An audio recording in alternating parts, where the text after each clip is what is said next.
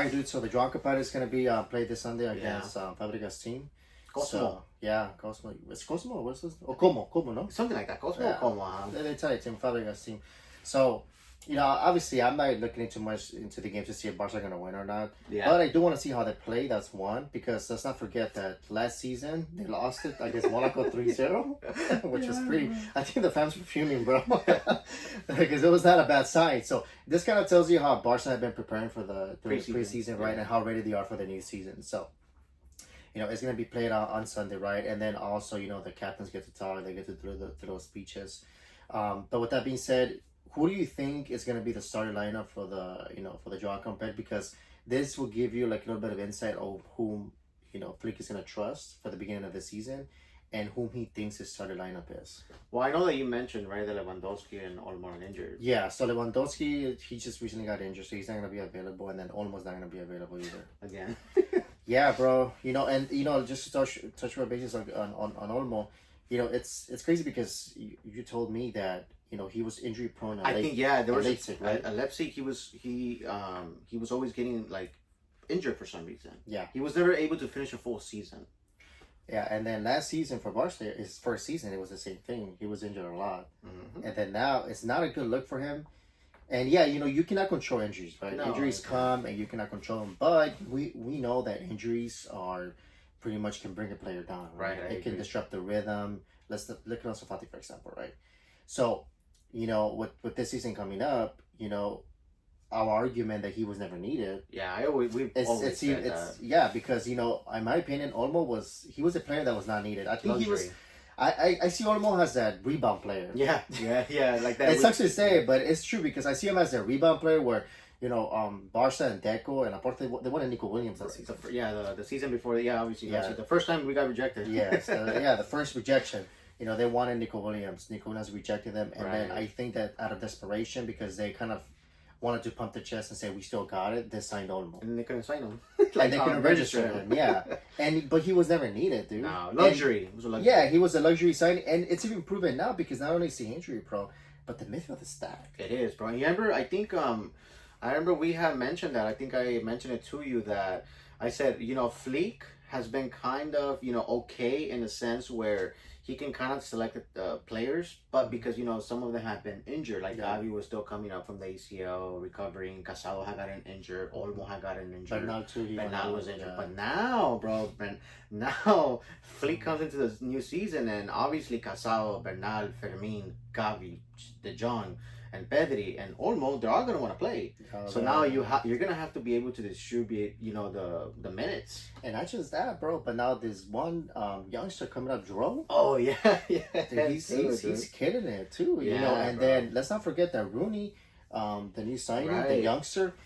I don't think he's gonna start. I think he's gonna give benching time to to Rafinha and Yes, and so they're saying that Rooney might end up going to the B team. Either him or Dro. Like I think only they're gonna have one player actually be in the A team, and then the other ones are gonna go to the B team, and then maybe they'll have them like rotate depending on injuries. Yeah, some of them will probably go to the A team, etc. But he's also doing good, and he can also play in that basically attacking midfield position. Him, Dro. And then, with Olmo, bro, he finds himself in a situation where he's coming to the new season with injuries and the midfield is stacked. His position is stacked. And let's not forget that Fermin had a great end of season. Yeah, bro. Fermin, this is my thing, and I agree with you, and we both have talked about this many times where we said, sometimes Deco, because he's a sporting director, right? He's been sporting director. He's been an absolute mess, because again, we say, right, Olmo was unneeded, that's for sure. Yeah. So this Joan Gamper, like you said, right, he comes in and he's gonna miss the game. Yeah. Right? Lewandowski's gonna miss the game. So I think that the only question for the lineup of Joan Gamper, just to kind of go back on that, is going to be, is Flick going to start either Christensen or Araujo? I know Araujo's the new captain, right? Yeah. But is he gonna start Christensen or Araujo? Because I think that everybody else will remain the same, and then obviously I'm going to go ahead and say that he's going to throw Rashford as a Yeah, that's true. Yeah, so I think, and then real quick to touch on Lewandowski, I think it's expected, bro. No, to have his injuries because of his age, and then we kind of know that this is going to be Lewandowski's last season, so it's not too much of a shocker that he's probably going to be dealing with some injuries, because of his age. Where's Julian Alvarez, though? Yeah, that's the thing, What about the shark, bro? Nah, you know what? Who? The shark. Who? That's a fish. That's a fish. Nah, I think that's a goldfish, that's bro. what I would have sold. Yeah, that's who. But in my opinion, people can go ahead and say, "Oh, well, no," because if you look at it, technically speaking, he's not going to play the winger position, right? Yeah. Rashford can be the backup for Lewandowski, right? And then Olmo could be a false nine, and then Barcelona can still get like 40, 50 million from Ferran Torres and free up some salary cap because he is a top 10 paying player at Barcelona. Yeah, he would have been the perfect sell because they could have got some money out of him and they could have freed up some salary in the salary cap that they're struggling with registered players. So yeah, he should have been a player that he should not be there, bro. I don't care how many goals he scored last season. I keep saying this. I'm gonna say this real quick because I keep on repeating it. People always say, "Oh, damn, he did a hat trick of assists against Real Madrid. Oh, but he scored some crucial goals." Yes, but do you guys know that he cost £55 million? That's one. He's in the top 10 highest paid players at Barca. That's two. That's the minimum that you expect for a player at Barcelona, right? Yes, that's the minimum that you expect. It shouldn't be some little highlights. No. For a player that's in that category, £55 million, top 10 highest players at the team. Bro, you expect him to be scoring like at least 30 goals, bro. And then on top of that, dude, like that, if people, I'm not saying they don't watch the games, but when you see the full games, you see how many chances Ferran Torres misses, bro. Yeah. And how much he, technically speaking, messes up the chemistry for Barcelona sometimes. Yeah. You get me? Because people can say whatever they want to say, bro, but they tend to forget that Ferran Torres, bro, has, besides scoring goals where, he has to score them, he's not going to be a player who's going to create or take on 3-2-1 player or give you a decisive pass. Let's not forget that his natural position is a winger. Yeah. He doesn't play like a winger. He hasn't owned that position yet. So that's the reason why they went for Rashford, because Rashford could play as a winger and he could play as a striker, number 9. So then, it begs the question, right? What is Ferran Torres doing there? Yeah. But whatever, I think we're really tired of talking about Ferran Torres, bro, and why he's still there. It's kind of like Deco. You know what I tell you about Deco? Where he's probably like in a boardroom and everybody in the boardroom's like, "Oh, you're here." I think Ferran Torres is like that, bro. The players in the dressing room, they're looking like, "Oh, Ferran is here." People are pretty pissed about Deco, bro, because they're saying that, he failed to bring Nico Williams, right? Twice already. Twice. And then, obviously, they came registered Joan Garcia, Rashford. They're still not in a 1-1 role, bro. No, they're still not. And then you got to think, bro, I mentioned this as well. Barcelona, in 2 weeks' time, right? The season starts pretty much. Yeah, it starts next week. So not this weekend, but on Saturday, next week. So, if you really think about it like this, dude, why does Barcelona still have 4 goalkeepers?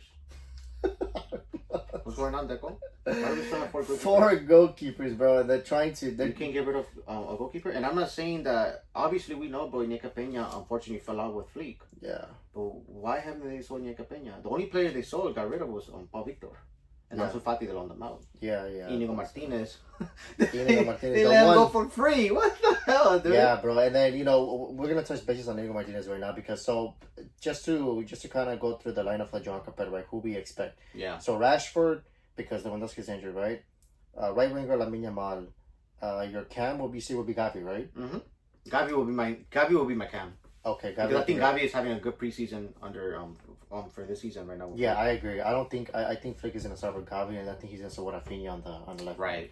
And then the midfield, I think he's gonna start with De Jong, and he's gonna start with Pedri. Right. And then so now we come to this. Let's go to the center backs, right? Mm-hmm. So now this is the thing with the center backs because, and this goes back to Deco, bro. This falls back on Deco on the whole Inigo Martinez thing, right? So, I think when they renewed his contract, right? I think Deco pretty much agreed that if a good offer were to come for Inigo Martinez, then Inigo Martinez had the option to go ahead and choose that offer and leave, right? But check this out. Okay, who's the one that agreed to that? Because at the end of the day, the player's agent and the player can propose that, right? They can propose that. But my thing is that why would you go ahead and agree? Okay, because at the time that they renewed Inigo Martinez was already having a good season. Yeah. Along Cubarsí, right? So why would you agree that kind of deal? That your player, one of your best center backs from that current season, because they renewed him that season, right? One of your best center backs from that season can leave for free if a new offer comes. Why would you agree to that, bro? Well, the only reason you would actually agree with that, bro, is if your name is Deco. Because honestly, bro, why would you agree with that? Doesn't make any sense, bro. Because I'm thinking like, oh, should I have one of my best center backs, and let's say his agent comes to me like, oh yeah, we'll sign this deal, but just to give you a heads up, like if my player gets a better deal somewhere else, then I want him to have the option to leave. My first response would be like, you know what, your player is very important for us. Yeah. He's our starting center back right now. So yes, we can agree to that, but let's put a 25 or 30 million pound fee in there. Yeah, because I think And that if they pay that, he can leave. yeah, and I think that on and even then, bro, you can put the 25, 30 million pound, like you said, fee, but you can negotiate that. Yeah. If a club comes and says, hey, you know what, we want Inigo Martinez, okay, hey, you know what, we're asking 25 or 30 million, but what's your offer? We'll give you 15, we'll give you 20, but 10, whatever it is, you're getting some money in, and you're also relieving some wage gap. Yes. But for you to go ahead and say, yeah, he can leave for free just because we're going to go ahead and, you know, kind of get rid of some wages, to me, that's what you call bad business, in my opinion, bro, from a club perspective, Deco's perspective. Yeah, bro, because that's his job, and the thing is that Deco out.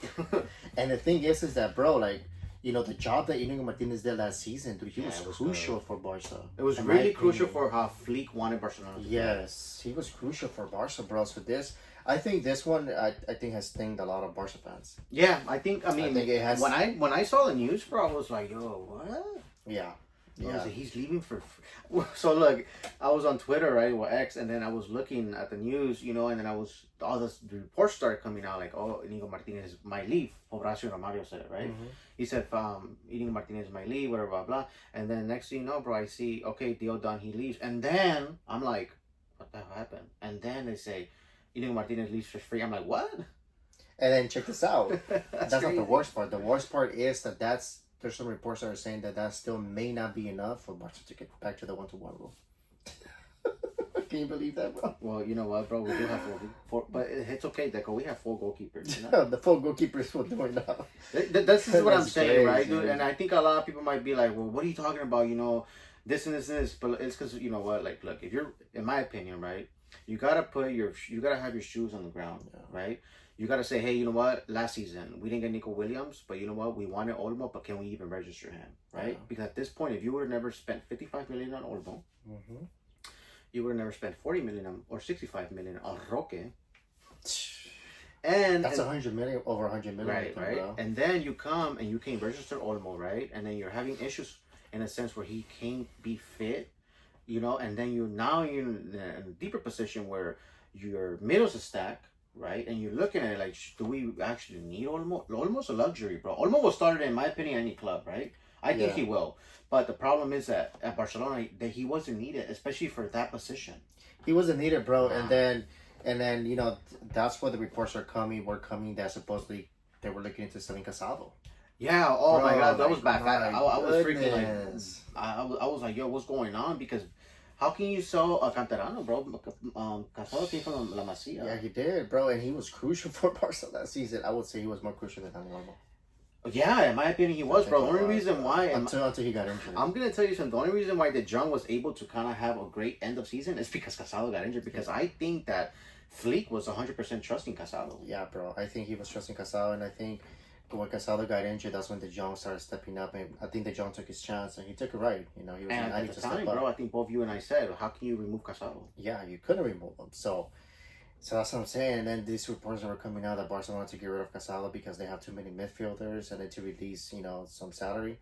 It's like, what are they doing? Like, why did they get Olmo in the first place to begin with? A player that was not needed. It just doesn't make any sense. That's the reason why, like, for example, even this time around, right? We look at Rashford. I like Rashford, bro. I thought when he was in Man United, I think that the same thing that happened to Ansu Fati at Barcelona happened to him in Man United. Yes. Where the fan base just wanted so desperately to have, like, another big star. Mm-hmm. Right, and they thought, oh, this is gonna be like the next Cristiano Ronaldo. Too much pressure on him, right? But he was good in my opinion.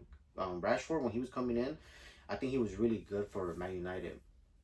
But another thing is, he comes to Barcelona, right? I hope that he does good, right? Yeah. But the problem is, again, we can bear to ask the question: was he needed?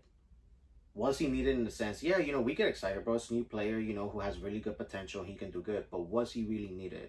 Right, because let's talk about this real quick, right? You spent pretty much how much on his wages? I think it's gonna be like 12 or something like that, right? Ansu Fati, right? People can go ahead and say, oh, well, you know, Ansu Fati is injury prone. Yes, but you know what? He was free. That's true. He was free, so he's not gonna cost Barcelona anything. So technically speaking, it's kind of like if you're saying, hey, you know what? I'm gonna let go of this water to get this water. Yeah, and it's then pretty much and then you're hoping that the new water tastes better. And then, yeah, because that's what's gonna happen, bro. Like, what happens if Rashford unfortunately cannot keep up? Yeah, I think he can, right? Because he has the potential. The potential is low. But what I'm saying is, like, can he keep that level? Yeah. So I don't know. Like I said, but that just kind of just tells you how disastrous Deco has been, in my opinion, bro. Yeah, dude. And it sucks because I don't see Deco leaving anytime soon, so we're gonna have to be dealing with his incompetence for who knows how long. Yeah. But anyways, so let's go back to the lineup, to the center backs. Now that Inigo Martinez is not gonna be there, so I'm wondering if Kubarsi is back now because I know he got injured in the preseason. Oh no, yeah, but I heard that it was just like a little knock. Yeah. Okay, good. So then I think we can expect to see Kubarsi, and then we can expect to see I'm assuming Araujo, right? But let's just see, bro, because I think Araujo is gonna be taking over as captaincy over Ter Stegen, right? With the whole thing that's been going on with Ter Stegen.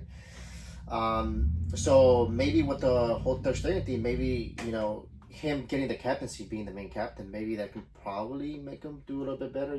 Put in some more work because that's just I told you this last time, bro, and then I do believe this. I just don't see Araujo being the defender that Flick wants. I agree with you. With Flick's style of play. There's no denying that Araujo, pure defending, is really good. Mm-hmm. Another Puyol. Yes. Right? But it just the question comes, the question that comes in mind is, can he play the high line? Can he be tactically or can he be organized for Flick? Organized. You remember that video where Araujo's trying to keep up with the high line? I think it was on X. I saw the video and it looked funny, bro. I mean, he's trying, but I just don't think that's his strength. And it's not. Look, and it's not. And this is us not saying that he's a bad player because he's a hell of a defender, right? But the way Flick wants to play, I don't think he's cutting it just yet. I'm not gonna say he's not. I don't think he's cutting it just yet. And it happens everywhere, bro. When Ibrahimovic came to Barcelona, he wasn't the player that Pep Guardiola wanted. Yeah. Can we go ahead and sit here and say that Ibrahimovic was a bad player? No, of course not. He's a freaking legend, Yeah. But he just wasn't the player for Barcelona. For the system, for the system. So, it just kind of, the question is there, right? Will Araujo be able to step up and, cover Inigo Martinez's position? Because I think nobody had a doubt that Inigo Martinez was going to start. I thought so too. So now that he's gone, we have Kubarsi and then there's Araujo. But do you think that perhaps Christensen could be ahead of Araujo? I mean, I think for the Joan Gamper, I think Flick is going to start Araujo. Yeah. But, can you see potentially Christensen, let's say an injury-free Christensen? I think people forget how good Christensen was under Xavi, bro. Yeah, and that's true. He played CDM under Xavi. Yeah, he played CDM, and he's played with three-man defense before at Chelsea. Yeah. So, do you think that Christensen could potentially be ahead of Araujo for the new season? I think Inigo Martinez leaving Barcelona just made Christensen a step closer to actually be able to start for Barcelona. Because I think that, in my opinion, it was Inigo Martinez and Flick's mind to start, then Araujo, and then Christensen. Yeah. Because they wanted to offload Christensen, remember? In the beginning of the season, he said no. So I think that it's up.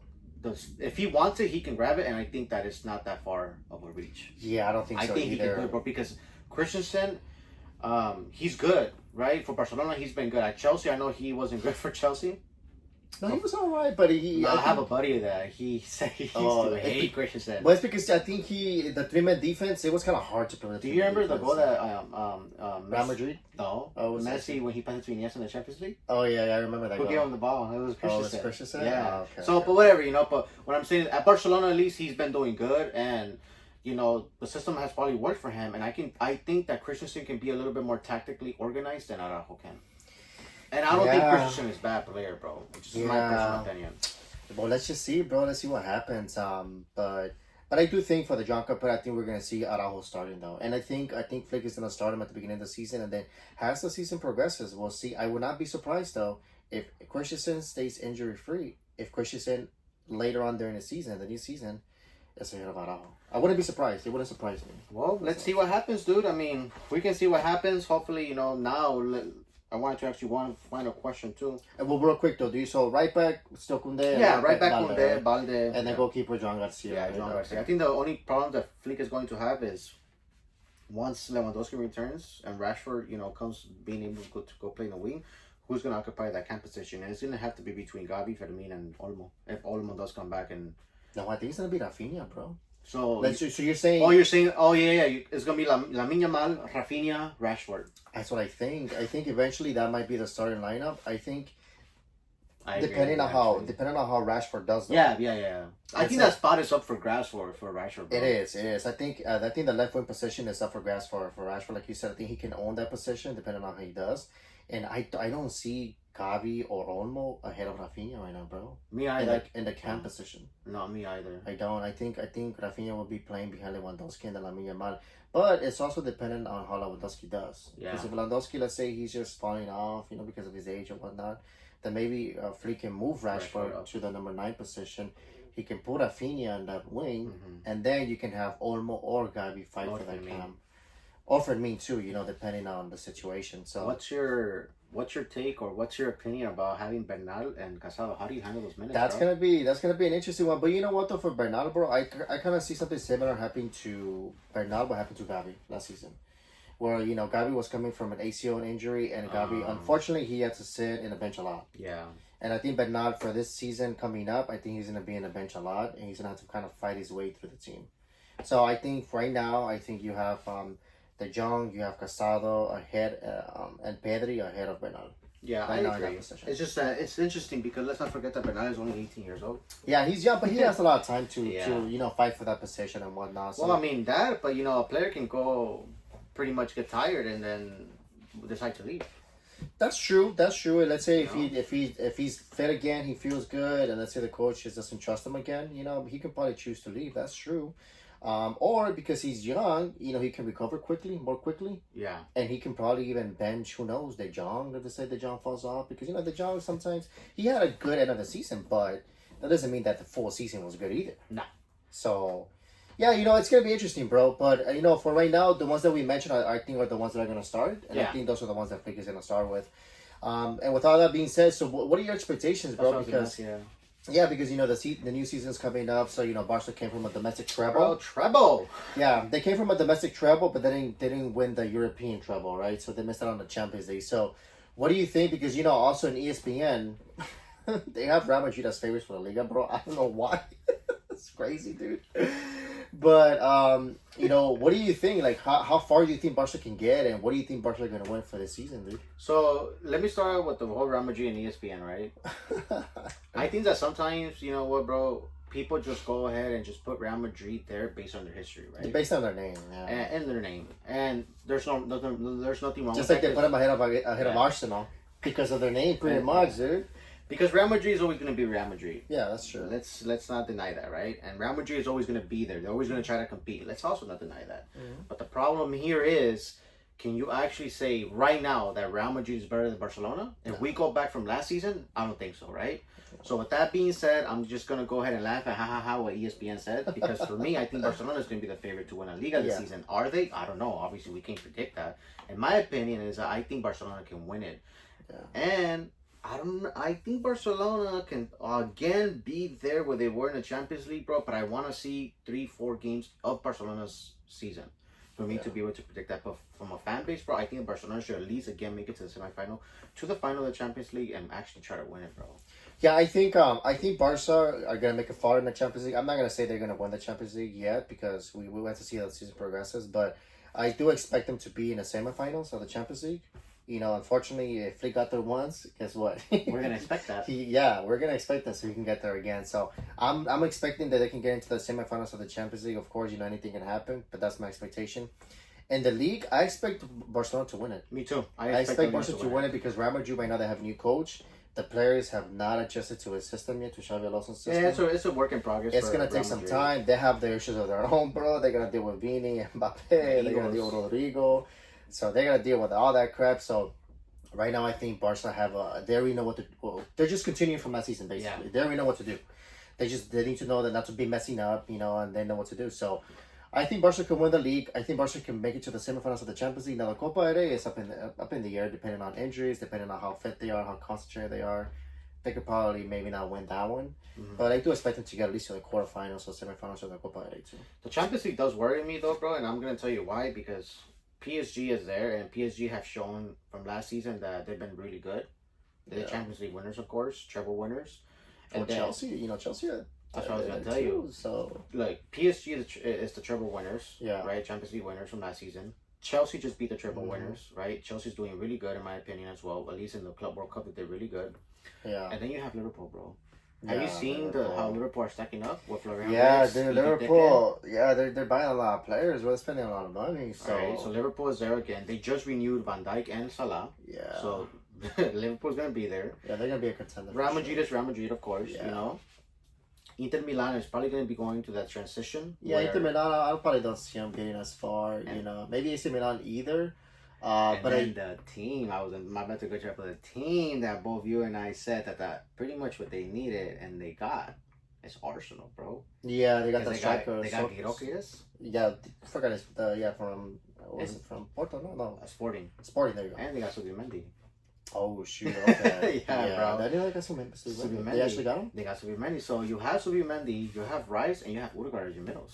Oh yeah, so they got the players they needed. They got the players they needed, bro, and they got Girokias. Then you have Saka, and then you potentially have Martinelli, and then there was potential rumors that they wanted to go after Rodrigo. It didn't happen, but that would have been a really good team for Arsenal, bro. So in my opinion, I think Arsenal once again is going to be a team to watch out. That a lot of people are going to be like, nah, it's just Arsenal. But trust me, and they're City too, bro.